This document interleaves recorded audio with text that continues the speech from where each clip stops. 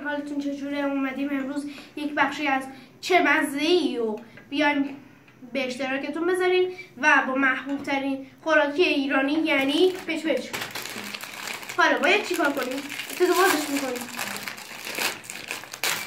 خب تنها محصولی که میشه گفتش که عکسش خود محصول کوچیک‌تره، بعد عین همون نیستش. اینجا شما اگه نگاه کنید اینا برداختره، یه کاسه کاکائو داره، بعد الان اینجاشو باز میکنیم.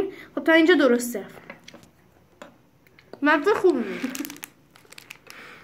بعد خب دیگه مثلا اینجا طعم‌های از دوستم میخواد که اینو برام نگه داره. مرسی. چسب خیلی محکم. اینجا چند نوع از پچ‌های مختلفو داره که من تو شهر خودم هیچ کدوم از اینا نبوده. مثلا اینو دیدم.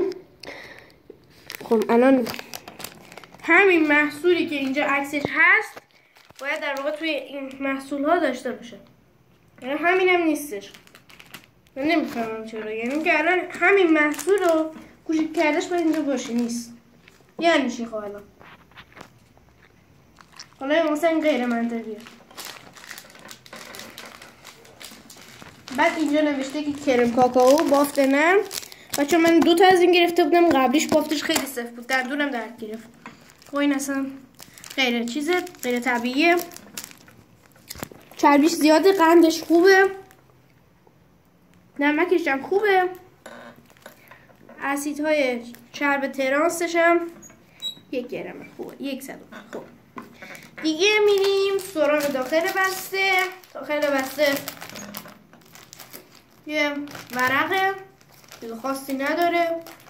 بعد دیگه یه پچ نوشته و چیز خاصی نیستش. بعد اینجا اومده که با مثلا با کاراکتر رو چه میدونم اینا جذاب‌ترش کرده. قیمتش هم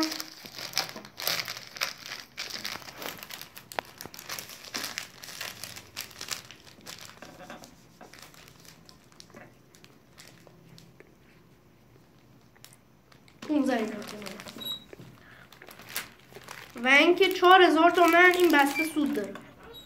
11000 تومان میخرن سوپر یا حالا هر جایی که شما اینو میخرین. بعد حالا همینو 4 برابرشو 4000 تومان میکشن روشو میفروشن. بعد ما الان چه سالیم؟ ما الان سال 1403 ایم. امروز 19 هستش. بعد 19 چه بود؟ 19 دی. 19 دی. بله ممنون. تموم شد.